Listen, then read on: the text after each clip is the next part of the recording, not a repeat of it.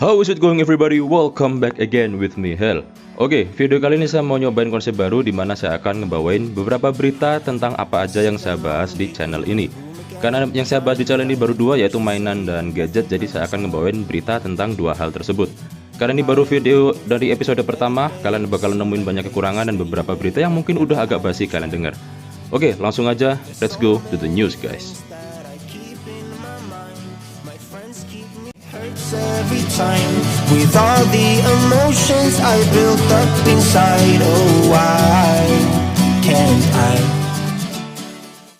Berita yang pertama datang dari Xiaomi. Setelah mereka sempat ngerilis smartphone entry level mereka yaitu Xiaomi Redmi 10C, kali ini mereka ngerilis Xiaomi Redmi 10A untuk melengkapi line up dari smartphone entry level mereka.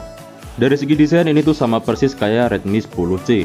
Nah, buat spesifikasinya ini juga sebenarnya nggak banyak berubah dari Redmi 9A dulu. Masih sama-sama pakai prosesor MediaTek Helio G25, masih sama-sama pakai layar 720 HD+, masih pakai micro USB, masih pakai single speaker, dan juga masih pakai kamera 13 megapiksel. Upgrade-nya yaitu ada di kamera kedua yang resolusinya 2 megapiksel sebagai depth yang sebenarnya nggak seberapa kerasa, dan ada sensor fingerprint. Ada juga varian 64GB yang harganya bisa kalian simak di foto berikut. Kali ini kita akan ngebahas soal Huawei. Jadi kemarin Huawei sempat ngerilis beberapa produk mereka, salah satunya adalah smartphone dan beberapa wearable-nya. Kali ini kita akan bahas soal wearable-nya aja, yaitu yang pertama ada Watch GT 3 Pro atau Watch GT 3 Pro. Ini adalah smartwatch terbaru dari mereka yang bahannya itu satunya terbuat dari keramik dan satunya itu terbuat dari titanium. Jadi versi Pro ini tuh lebih ditujukan kepada mereka yang menginginkan tampilan lebih elegan daripada yang versi biasa. Bagian desainnya juga sedikit berubah, yaitu menjadi lebih padat dan tidak ada rongga di sekitar area strapnya. Bagian layar juga sekarang udah nggak dilindungin Corning Gorilla Glass, tapi dilindungi oleh kaca safir yang seperti ada di Apple Watch.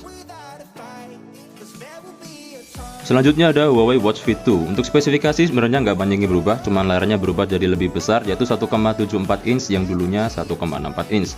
Resolusi juga naik jadi 336x480 yang dulunya 280x456. Buat fitur-fiturnya bisa kalian lihat di foto berikut. Nah, yang terakhir ada Huawei Band 7. Nah, saya udah pernah buat video soal Huawei Band 6, dimana di video tersebut saya bilang kalau Huawei Band 6 itu masih rekomen kalau dipakai di tahun 2022. Dan saya nggak akan menarik pernyataan tersebut karena di Huawei Band 7 yang baru ini nggak banyak perubahan yang dibawa. Cuman ada penambahan fitur berupa Always On Display.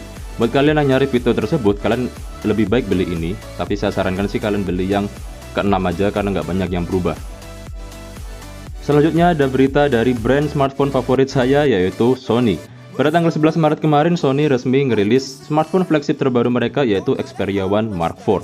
Jadi Xperia One Mark IV ini bukan kelanjutan dari Xperia Pro I ya, tapi ini adalah kelanjutan dari seri Xperia One mereka yang sebelumnya yaitu Xperia One Mark III. Untuk spesifikasi dia jelas pakai prosesor terbaru yaitu Snapdragon 8 Gen 1 dengan kamera 3 biji yaitu sama rata semua 12 megapiksel.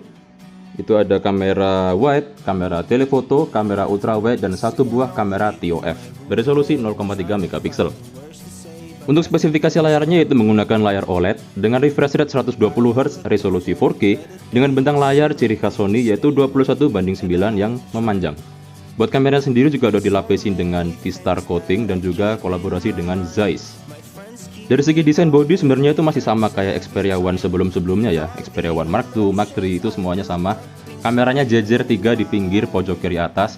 Tapi cuman dari sisi-sisinya ini sudah mengkotak kayak smartphone Sony Xperia Pro I. Cuman bedanya di sini nggak ada motif karbonnya ya, kayak di Xperia Pro I. Dan yang jelas di handphone ini juga masih ada shutter kamera, ciri khas handphone Sony. Udah dual speaker juga. Untuk kapasitas baterainya itu sebesar 5000 mAh. Dan untuk proteksi, itu layar depan dan belakang dikasih pelindung Corning Gorilla Glass Victus. Dan yang lebih menariknya, ini tuh masih ada 3,5 mm headphone jack. Buat harganya saya lihat kalau di Indonesia sekitaran 24-26 jutaan lah. Oke, setelah bahas soal gadget, kita bahas soal mainan. Nah, dari Diamond Select, mereka ngeluarin action figure Wanda Scarlet Witch dari serial WandaVision. Jadi kalian bisa lihat di sini ada bagian-bagian yang diganti kayak tangan, kepala, dan aura-aura sihirnya juga bisa kalian ganti. Buat kalian yang ngefans sama Scarlet Witch bisa kalian beli ini dengan harga $30, berarti sekitar 450 ribuan lah ya. Apalagi sekarang masih hype-hypenya Doctor Strange in the Multiverse of Madness. Nah selanjutnya Diamond Select juga ngeluarin statue. Ini statue ya, bukan figur. Jadi ini patung, nggak bisa kalian ganti, tapi dengan detail yang jauh lebih bagus daripada action figure. Ini adalah Skrull versi komiknya. Ya entah diantara kalian siapa yang ngefans sama Skrull, saya juga nggak tahu. Atau kalian mau beli buat sekedar pajangan aja, jadi nggak apa-apa. Harganya itu $50. Bisa dikira-kira ini sekitar 750 ribuan. Nah selanjutnya datang dari Matchbox. Ini diecast ya. Jadi yang nggak tahu soal Matchbox itu masih satu grup sama Hot Wheels di bawah naungan Mattel. Jadi mereka ngadain kolaborasi dengan sebuah film yang baru aja tayang, yaitu Top Gun Maverick yang dibintangi oleh Tom Cruise. Nah di seri ini kalian bisa dapetin pesawat, kira-kira ada 4 buah kalau saya lihat ya. Cuman saya nggak tahu itu pesawat yang beneran ada di film Top Gun Maverick atau itu hanya sekedar pesawat biasa yang di repaint atau dicat ulang sama Matchbox, karena ini sekedar kolaborasi dengan film itu. Karena kebiasaan Mattel itu, kalau kalian tahu, kalau udah lama koleksi diecast itu biasanya mereka suka ngerilis diecast lama dengan cat yang baru. Nah jadi saya nggak tahu, karena saya juga belum nonton filmnya Top Gun Maverick, apakah pesawat-pesawat ini emang ada di film itu atau ini pesawat diecast udah lama tapi dicat ulang sehingga menyerupai pesawat yang ada di film Top Gun Maverick. Oke, kayaknya gitu aja. Jadi sorry kalau misalkan banyak kekurangan karena ini baru episode pertama dan segmen ini juga masih prematur banget. Jadi saran dari kalian bener-bener akan membantu saya supaya kedepannya video seperti ini bisa kalian tonton dengan lebih enjoy. Oke, terima kasih seperti biasa. Terima kasih udah nonton dan Hello Beast Pro is about to shut down and bye bye.